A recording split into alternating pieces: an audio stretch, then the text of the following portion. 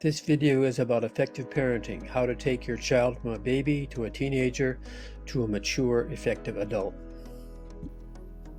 Our two boys were out of control. At 2 and 4 years old, they were loud and rambunctious, messy and lazy, disobedient and disrespectful. We were at our wits' end. There were contributing factors to their behavior. We had recently left our home on beautiful Echoland Farm in America and moved to another country, meaning they had left their grandparents, left my sister who adored them, left our pets, left everything familiar to them. In addition, we had been traveling for 4 weeks, leaving my wife's parents after visiting them in Germany, then driving day and night for 3 days on bad roads to our new home in the Middle East, where there was a civil war going on. We were all stressed out. We settled into our new home, but the wild behavior continued.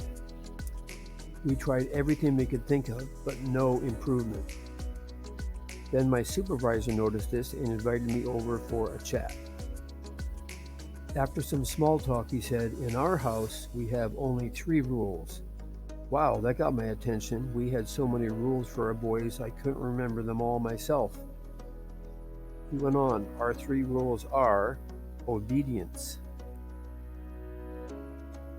honesty, and respect." I immediately saw that these 3 rules covered everything. It was so simple, so clear, so easy. He went on to say there are also 3 rules for you. First, make these rules clear to your boys. Second, tell them what will happen if they transgress one rule, and they will. Third, be consistent in following through. So, he went on, when they disobey, you must correct them. This is not punishment, but discipline, helping them to do what is right. You correct them with something that will get their attention, something they don't like and will want to avoid in the future. It could be time out, or losing a privilege, standing in the corner, or not getting something they want.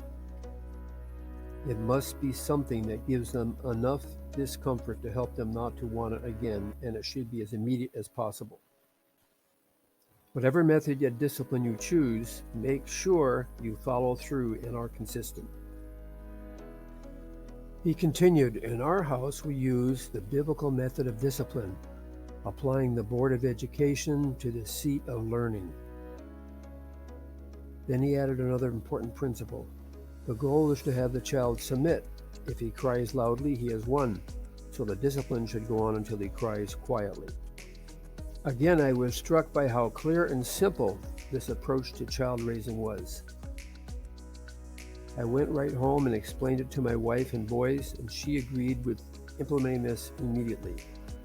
And there was almost immediate improvement in their behavior. Knowing the limits and the discipline promise gave them security.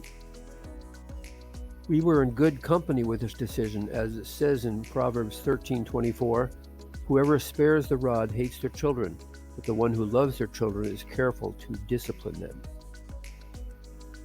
And in Hebrews 12:6 it says, "The Lord disciplines the one he loves and chastens everyone he accepts as his son." Since God endorses discipline, I will follow his lead.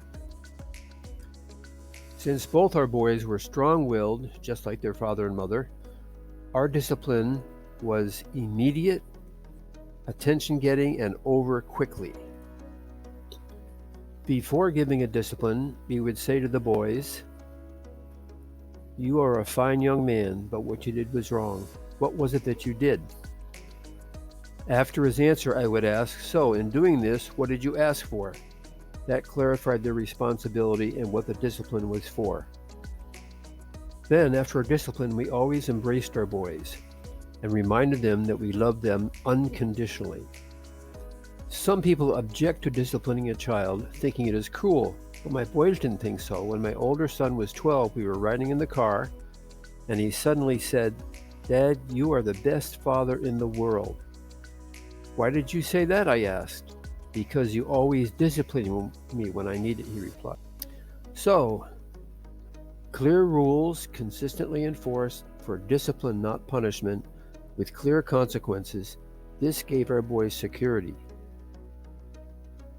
And they learned obedience, honesty, and respect. When they got older, we switched the discipline to standing with their nose on the door jamb until they surrendered. Interestingly, they said they preferred the other discipline.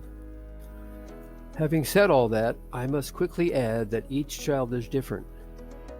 Some, like my boys, are strong-willed and need strong correction. But other children are more sensitive. For them, just a word of correction may be enough, or a timeout, or losing a privilege. The parents must ask for wisdom to discern the character and needs of each child. Still, every child has the same basic needs. Clear rules, consistent enforcement of them, understanding what the correction will be, and learning to surrender. All this brings security, a developing self-control, and maturity, which will bring the ability to have healthy relationships. Both our boys grew to be fine men who know how to lead themselves and their families well. Discipline worked, just as God said it would. So, consistently teach your children obedience, honesty, respect. In so doing, you will launch them into the world as useful, constructive people, ready to obey God, to be honest with themselves, and to show respect to all those around them. For a more complete presentation of this, get this book. Pass It On Parenting to help your child embrace your faith, from my website, edifyingservicespublishing.com, using this QR code.